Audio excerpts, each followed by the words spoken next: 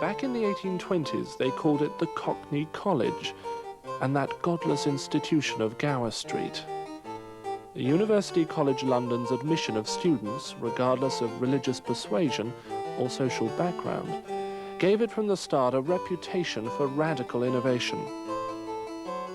UCL was the first college in England to teach German, Italian, and Spanish. It was also the first to teach women, long before emancipation elsewhere.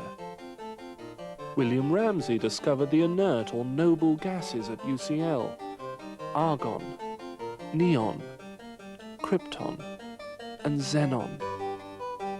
His colleague, Norman Colley, took the first clinical X-ray at University College Hospital.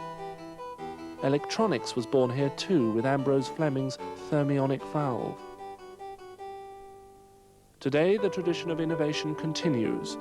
UCL has 7 faculties with over 90 departments, between them offering getting on for 400 taught degrees.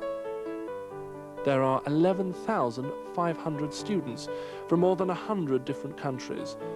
Over 3,500 graduate every year. But it wasn't always thus. When UCL opened its doors in 1828 as the University of London, opposition from other academic institutions prevented its getting a royal charter. For 8 years, students got certificates of honor at a distribution of prizes, but nobody could actually graduate.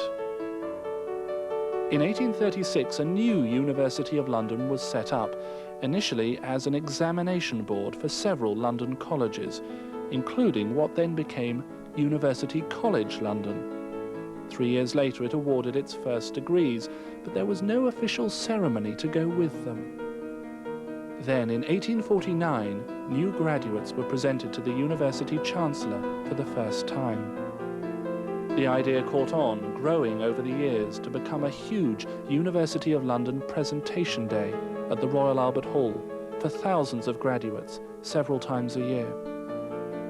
Today, individual London colleges are more independent of the Federal University, and since 1992, UCL has held, at long last, its own graduation ceremony. For today's graduates, though, the UCL ceremony isn't the end of the story. Quite a few stay on for further specialized study. 1 student in 6 is a postgraduate. But even in the professional world, ties with college days are strong. Many former students put into practice vocational skills learnt as part of their degree course, like law, medicine, or engineering. Others use skills learnt alongside their academic work: theatre, music, even television. Many maintain their membership of UCL Union to continue with these extracurricular activities. But graduates can also join UCL's Alumnus Association, which organises class reunions. However you use your college after you leave it, UCL has been, and will continue to be, an education for life. Language which is irredeemably sexist and politically incorrect. Attempts by bachelors to sit in master's seats or by masters to sit in doctor's seats will be regarded as acts of gross moral turpitude. Graduation ceremonies come in various forms. At some universities, they're a kind of academic sheep dip. A number of graduands, docile as sheep, are corralled together and then bathed in Latin. Thus cleansed of undergraduate status, they are fleeced of the required fees. Our own UCL ceremony is a horse of a different color. The UCL ceremony is the real thing. Not Pepsi, not Virgin, but the Coca-Cola of graduation ceremonies. One of the sadder aspects of Elvis Presley's untimely death was that the college was prevented from considering him for an honorary fellowship. Elvis was, of course, an icon of pop music. There are other such icons: Michael Jackson, Madonna, Vera Lynn, Des O'Connor, and these are yet living, but are perhaps not quite up to the mark. When Elvis was in his prime, at the end of his concerts in Las Vegas, after he had left the stage and the audience was in a state of near hysteria and ready to tear his clothes off, a disembodied voice would announce over the public address system, "Ladies and gentlemen, Elvis has now left the building." This was no doubt intended to dampen the fans' ardor.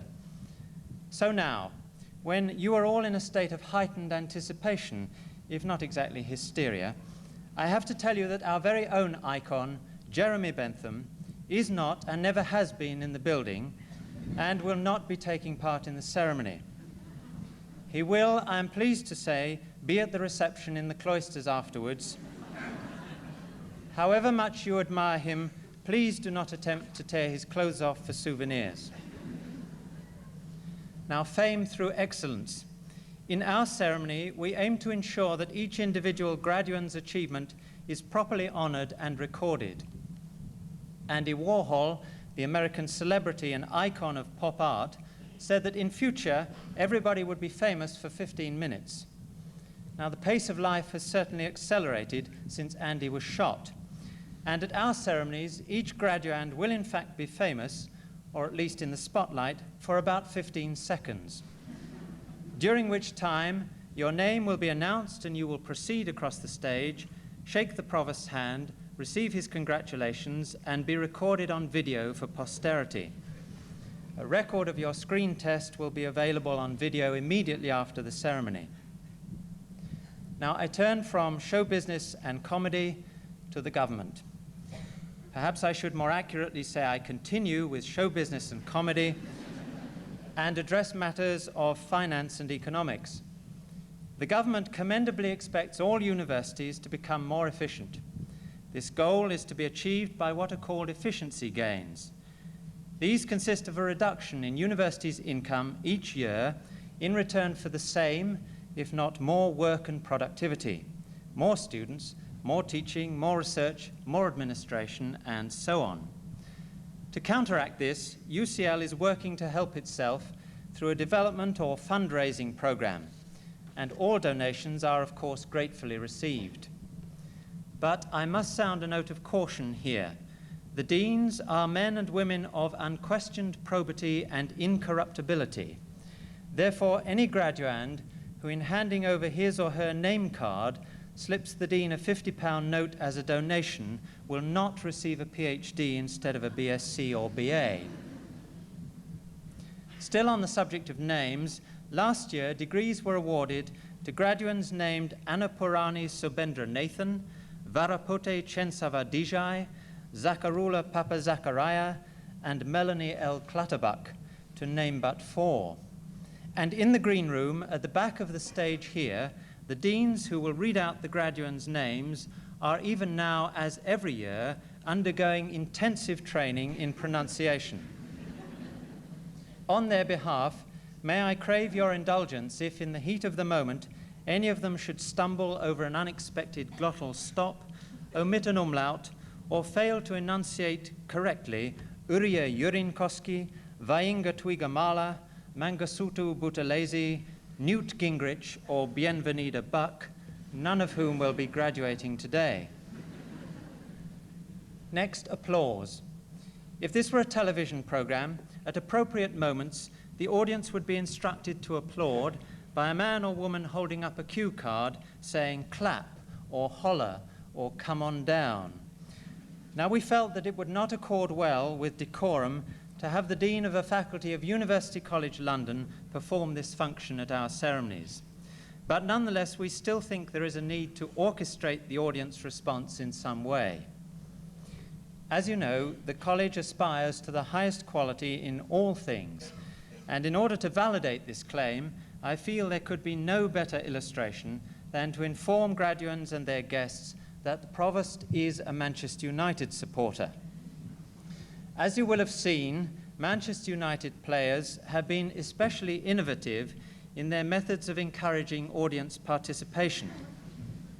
Eric Cantona's style of rapport with spectators shows a certain joie de vivre, but would perhaps not sit comfortably with graduation ceremonies. On the other hand, continuous or undisciplined clapping may drown the voices of our deans who will be announcing the names. We and you, I'm sure, want every name to be heard and every graduand to get his or her due credit. So we'd like to exercise a measure of crowd control and organize the applause a little.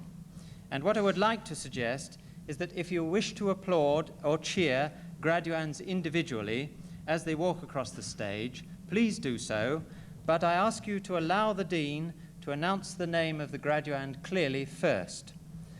Please do not clap when the Dean is not expecting it. At the end of the graduating groups, the Dean will also lead you in a general ovation for those who have just processed. Then we want everyone to clap thunderously. Next, some prohibitions. I have to ask you not to use video cameras or to take flash photographs.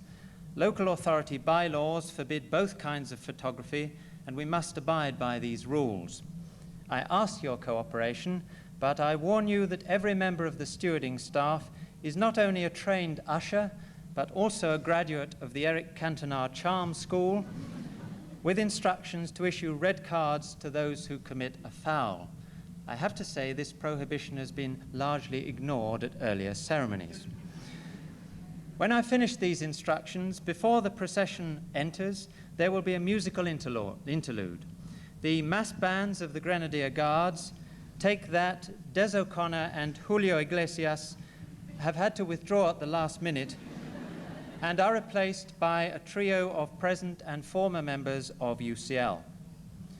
When the procession enters, the officers may not be beaming or apparently full of the joy of the occasion. They may appear solemn, even distracted, as if engrossed in Hegelian philosophy, the structure of DNA, or next week's lottery numbers. But appearances are deceptive, and although this is a formal occasion, more importantly, it is a celebration of achievement, a day when we as the college are most certainly happy for and proud of our graduands. So I've left till last the most important, indeed perhaps the only important instruction. Above all, I urge you to enjoy the ceremony, to relish the occasion, to have fun. This is a day to remember, and I hope you will make it a truly memorable day. Thank you very much.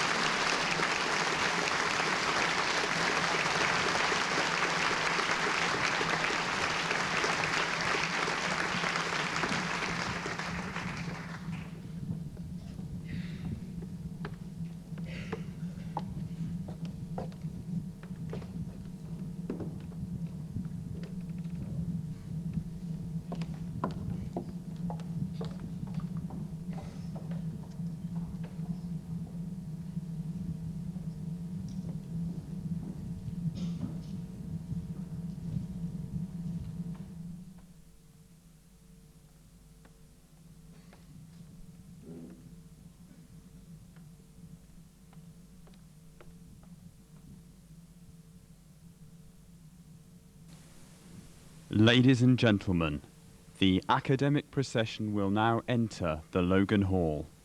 Would you please stand?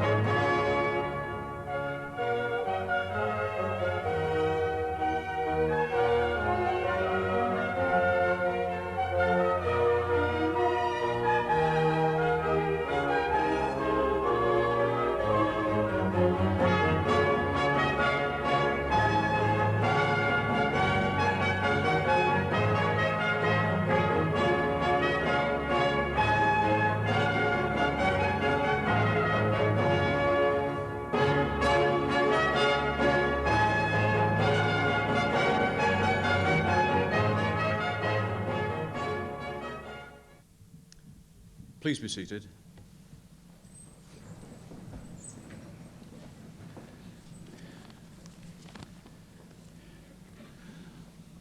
Ladies and gentlemen, it's my honour and privilege to welcome you all to University College London's 1995 graduation ceremonies. This is now the fourth year that the college has held ceremonies purely for its own graduates. At this, the fifth of 11 ceremonies we're holding this month, we're proud to see our graduates from the Faculty of Arts and the Faculty of Social and Historical Sciences.